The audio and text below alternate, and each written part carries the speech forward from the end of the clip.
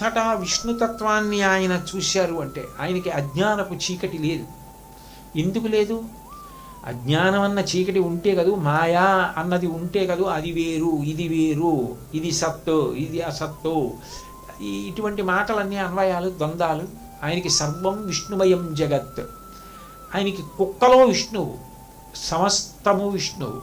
ఆయన కుక్క మీద ఎక్కి కూర్చుని ఇంతటి మహాజ్ఞాని ఆ కుక్కకి పూరీ పెడుతూ కుక్క మీద తిరుగుతూ సమాధి స్థితిలో ఉండేవారు.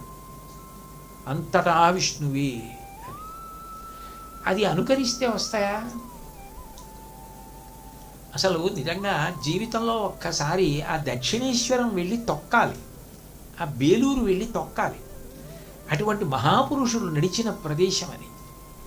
కాబట్టి అంతేకాదు, ఆయన అకస్మాత్తుగా అంతటా బ్రహ్మమే కనపడుతుండగా ఆయనకి బ్రహ్మము కానిది కనపడక ఆచమనం చేయవలసి వస్తే మురుగుడు గుంటలో నీళ్లతో ఆచమనం చేసేవారు. అంటే ఆయనకి ఏది ఏది అన్న దాంతో సంబంధం ఉండేది కాదు. ఇంకా ఆశ్చర్యకరమైన విషయం ఏమిటంటే ఆయన తల జడలు కట్టేసేది. జడలు కట్టేసి ఉంటే ఆ తల మీద కాళికాదేవి అర్చన చేసిన తర్వాత అక్షతలు వేసుకునేవారు, లేదా ఎవరైనా వేసేవారు. ఆ తర్వాత ఆయన సమాధిలోకి వెళ్ళిపోతుండేవారు.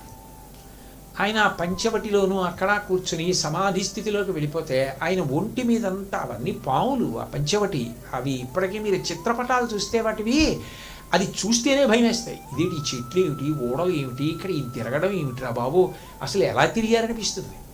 అటువంటి చోట ఆ శ్మశానాల్లోనూ కూర్చుని ఆయన సమాధిలోకి వెళ్ళిపోతే ఒంటి మీద భయంకరమైన పాములు పాకుతుండేవి. ఆయననేవారు, నాకు తెలియకపోవడం కాదు, వాడికి తెలియదు మనిషి మీద పాకుతున్నానని అనేవారు. అంటే ఆయన మనిషిని అవి కూడా అనుకునేవి. అంటే ఒక బొమ్మ ఎలా ఉంటుందో అలాగే ఉండేవారు. ఒంటి మీద పాములు పాకుతుండేవి. ఇంకా విచిత్రం ఏంటంటే ఈ గింజలు తినడానికి పక్షులు వాలి ఆ గింజలు తింటుండేవి. ఆ పైన మరి అక్షతలు వేశారు కదా, ఆ అక్షతలు తింటుండేవి. ఆయనకి ఆ పక్షులు వాలాయని కానీ అక్షతలు తింటున్నాయని కానీ ఏమీ తెలియదు. ఇంకా బ్రహ్మముతో అంత రమించిపోయిన వారికి ఆయనకి అజ్ఞానపు పొర ఏమిటి?